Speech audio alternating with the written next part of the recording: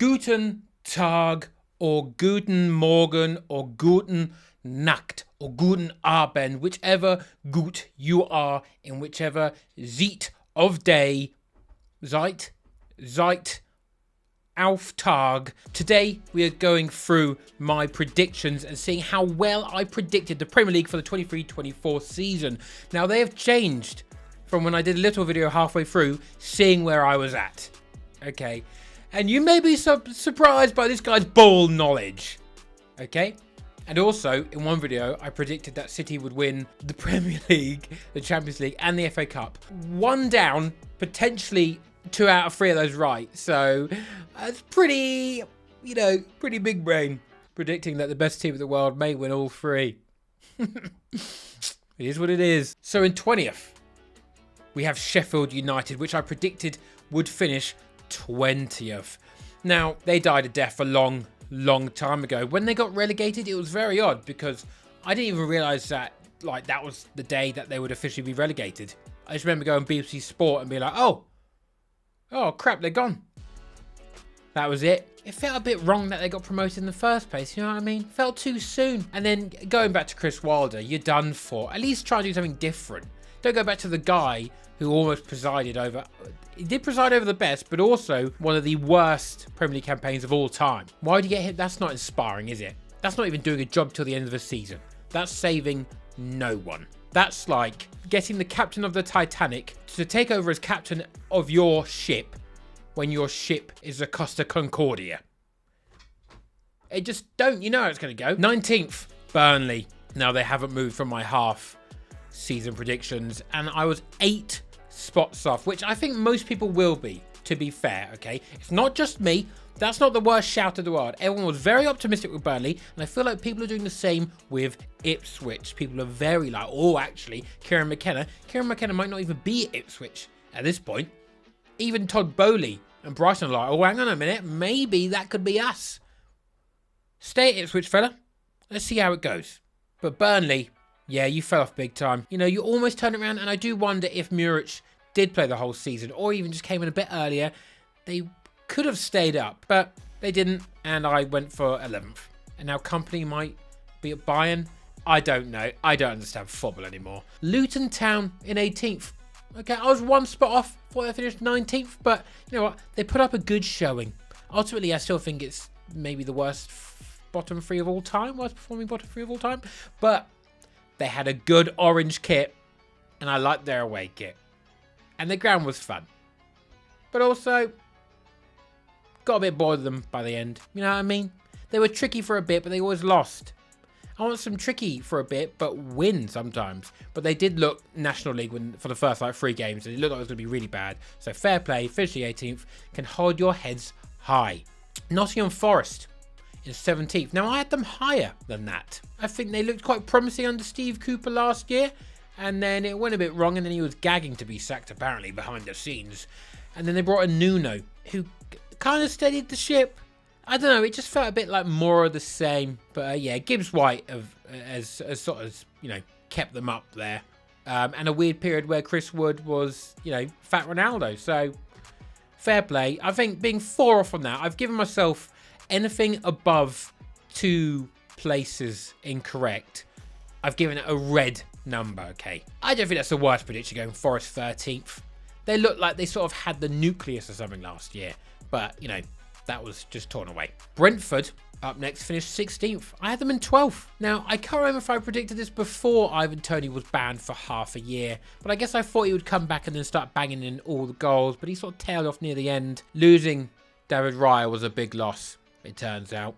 Maybe I didn't give that enough credence. Maybe I just thought they could just plop in another guy from some sort of stats-based website, like FBref or whatever they looked at, and went, yeah, that guy will do. He's got good numbers. And people were sort of like, oh, Flecken, he is good. He was making a lot of saves. If you make a lot of saves as a goalkeeper, that doesn't necessarily mean you're a good goalkeeper. That means you've got a really bad defence most of the time. Everton finishing 15th onto Dicey. Wow, fair play. I had them at 17th, just stayed up once again. And under Dyche, as soon as he put that tracksuit on, unbelievable. Fair play. I'm glad they've stayed up. I was a bit bored of them before, but now their aura sort of returned to me. I'm like, oh, good. Good. I was sick of them, but now I'm like, you know what? You provide value as a character in the league, and that's all I ask for any team, is to be a character. Provide drama, provide story. And they will always draw against Liverpool when we need them to, so thank you. Some horrific draw every time. Or beat them. That was so good. Wolves in 14th. I had them all the way down in 18th. Now, cast your mind back. And they just employed Gary O'Neill, who I don't think necessarily was harshly sacked from Bournemouth. They had a really poor form right at the end of the season. It was his first job, whatever. But, wow. I will munch my own words. I will scram my own Google Doc. I thought he was going to stink the place out and they were going to get relegated. That's what I had them down as. But they didn't. And to be honest, I don't think this is even a fair reflection of their final place.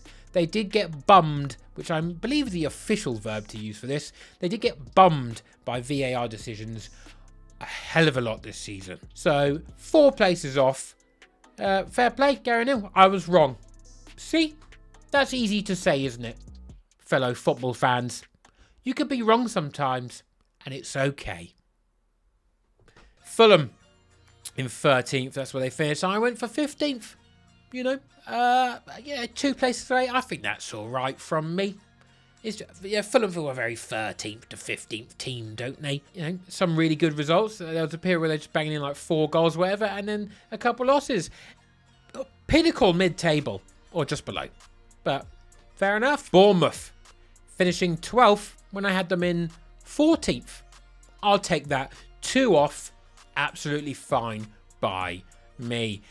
Iriola on the brink at one point. Okay, I don't know who he needed the win against, but he really needed a win. It wasn't going well. And then after that, plain sailing. Sometimes it's worth sticking with a manager, but also he could have easily lost that game. They could have sacked him, and then they could have got someone better, maybe, who clicked it instantly. It's impossible to tell. I can't predict another timeline. We'll deal with that when we figure out another universe in some other time. Well, there are more universes, but when we contact them and ask them, did they stick or twist with Iriola as well? Does Sean Dyche still eat gravel and sound like that in the other universe?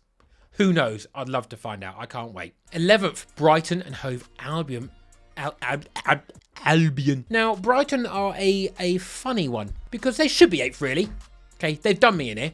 They've just had a remarkable stinker that's gone under the radar in the final stretch of the season. They've been honking out the place. De Zerbi just sort of left, mutually agreed to leave. No job lined up. I'm very confused about that. Just out of nowhere. Maybe he just needed to look in the mirror and realise that he needs to spend some more time making better decisions about his fucking goatee and his hair. They should have finished 8th. He is shafted. Shafted. Or 9th. He is shafted, my predictions there. In 10th, Crystal Palace. I predicted them to be 10th. My second exact. Here we go. Here we go. I've got a good lot of greens here, but I also did decide which numbers would be green. So, it is what it is. It's my own rules. Who cares? Crystal Palace. They started with Roy Hodgson, and that must have been a very ambitious thing for me to say that they were going to finish 10th. Bloody hell, I had a lot of faith in them. I obviously was unaware that they would get a manager of the quality of a Glasner, and then who would make Mateta just become Cristiano Ronaldo. What is going on? I love it though. Fair play. Just unbelievable. Fair play, Palace. It's nice to see them do well. I have a soft spot, even though I hate playing them. But apart from that, I think they're a good club, a proper club. 9th, West Ham United. My second worst prediction so far. I had them in 16th. I can't even recall what that was based on. They won a trophy last year, a European trophy. Why? I don't know why I put them 16th. Did anyone leave? Oh, Declan Rice left. That's why. I thought he was a linchpin and it would all fall apart. But it's just been about the same, to be honest. Apart from the trophy thing, but just in general league performances, fair play. It does feel once again they've reached a point where David Moyes has left like he did before because the football becomes crap. People just don't want to deal with crap football. If they are getting Lopetegui, good shout. I've seen some people not want Lopetegui, which is insane. ex-Real Madrid manager and Spain. And he was doing a really, really good job with Wolves on a very limited budget. I think at West Ham, you might get a better budget to spend. So if they give him some power, could be good. 8th, Manchester United. I put them 4th. Not even I, a Manchester City fan, and also an avid hater of Manchester United. For many years, for the same amount of years, I have donned a City badge. Even I didn't put them at 8th. Even I had more faith in them than that. 8th, with a minus goal difference as well. They are so shit. So shit that I can't even predict how shit they'd be. This is actually going under the radar at how bad their season has been. I feel like not enough people are talking about how bad their season has been. Maybe it's because they're becoming irrelevant. All right, they still get clicks or whatever from time to time, but you can't be that bad, that inconsistent, not in the Champions League every single season since Fergie left, and not have fallen off in the zeitgeist. People are just like, oh, same old United. But they deserve no pity. They won it for bloody years, and I will have no one show any sort of empathy or anything for them. Fuck those lot. They think they deserve everything. They don't think about earning it at all. They think it's their God-given right, and fuck off, mate. Fucking hate them. And they're fucking shit. Newcastle United. I put them 7th. They finished 6th. 1 place off. You know, tomato. Pretty good season. For Champions League would come into play. They got knocked out in the group stages, but I think they had an alright time. Their game against Dortmund or PSG was good, wasn't it? But they were ravaged by injuries at one point this season. So, you know, to finish 7th, if we win the FA Cup, I believe they get Europa League or Conference League. That's good. That is a good season. You can't judge it by the one before. Just being in Europe, any competition consistently for a couple years, that's good. That's progress for Newcastle, who aren't in it for absolutely ages. So I hope people who support Newcastle remember that. Okay, it's a slow process. Chelsea in 6th. I had them in 5th, 1 place off once again. They managed to bring it up at the end of the season. Pochettino oddly sacked, but also I kind of get it. I was reading about it's just more of a difference in philosophy about what one co-owner wants and what Ted Bowley wants. Todd Bowley. I don't know. Bowley. He was fine, sort of continuing. So was Pochettino, but the other bloke wanted someone younger, and I think, to be fair, it sounds like apparently some of Pochettino's training methods were a bit archaic, a bit old. Most managers don't want to build a project. They want to win. There and then. A manager can get sacked very quickly after a sudden turn of results.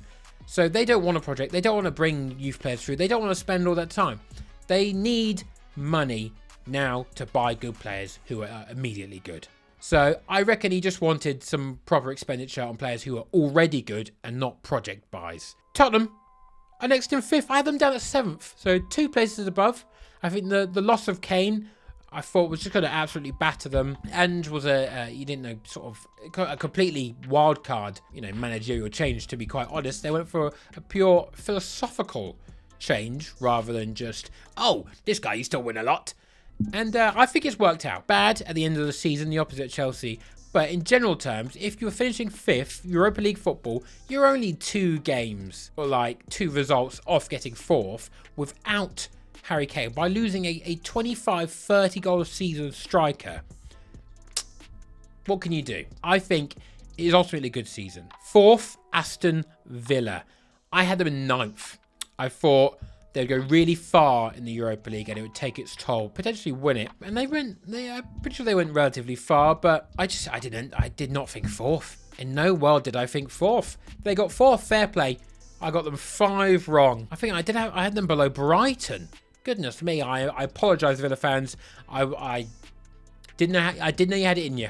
It'll be interesting to see in the Champions League. Very congratulations. You can actually thank us for that because we beat Tottenham. So, you know, if anyone deserved any credit, it's probably us. In 3rd, Liverpool. Boom, got it right. What's that? 3 exacts, is it? Okay, 2nd, Arsenal. Boom, got it right. 4 exacts, is it? And Manchester City 1st. Boom, got it right. 5 exacts. All right. How many minus or plus ones? 1, 2, 3 positions, just 1 off. 4, just 2 off. I'm all right with that. I'm really happy with that. And I'm happy, once again, that I've managed to predict Crystal Palace correctly.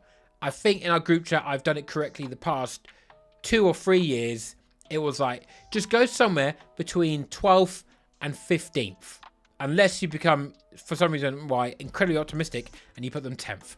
I just somehow know where Crystal Palace are going to finish. So look forward to that in my next predictions in like August or September, whenever it is. Be completely honest with yourself and let me know your best and worst predictions down in the comments down below. And I will see you in the next one. Bye.